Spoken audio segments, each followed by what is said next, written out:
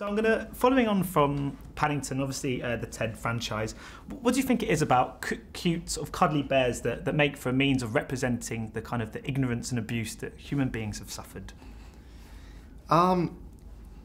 It's that's I don't know if there's a direct correlation there. I mean, yeah. I mean, I suppose with a character like Ted, who is different than everyone else, and does not look the same as everyone else, and is not viewed as a human being in the case of this movie. Yeah, I mean, this story was an analogy, I suppose, to inequality of all types and the tribal human tendency to categorize things into us and them, and separate people into little groups based on arbitrary things.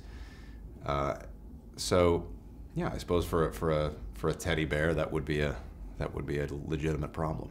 And can it be quite frustrating when making a live action, in a sense that when you're doing sort of Family Guy, you can do whatever you want. You can make any joke and you can present it in any way you like. Was there ever any limitations that were quite frustrating for you when there was perhaps a joke that you just couldn't quite portray on screen that you could have otherwise?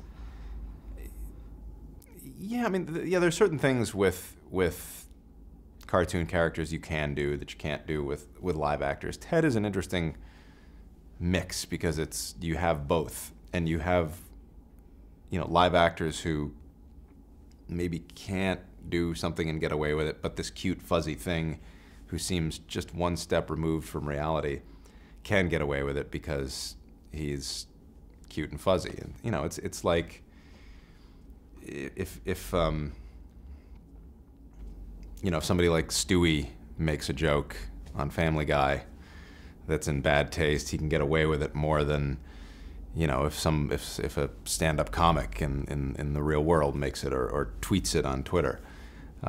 It's really all about, I suppose, where it's coming from, who's saying. And there's some incredible cameos in this. I won't reveal them, obviously, it's best to keep them a surprise, but was there anyone that you really wanted that you just couldn't quite get?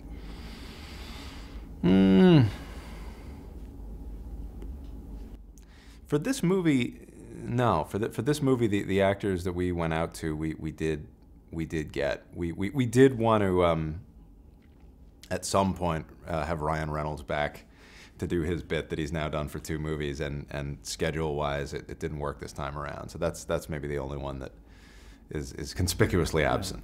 And just a question about Family. I mean, what does the future hold for that show? Where can you see it sort of going from here?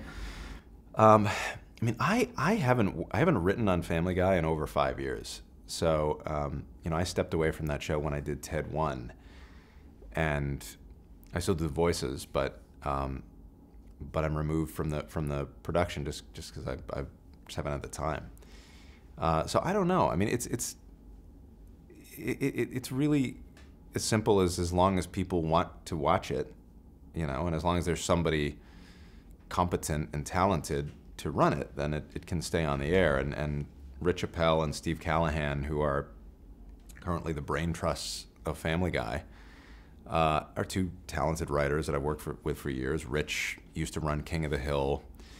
He wrote for The Simpsons for a number of years. So they're guys that know animation, know what they're doing. So as long as all those elements are in play, then the show can go on indefinitely, I suppose. And Ted free? Maybe. Yeah. Brilliant. Well, thanks so much for your time today. Cool, thanks a lot. Appreciate it. Ladies and gentlemen, you're watching Hey You Guys! Hey You Guys, huh? Hey You Guys. Is that from the Goonies? It is indeed, yeah. Nice. Hey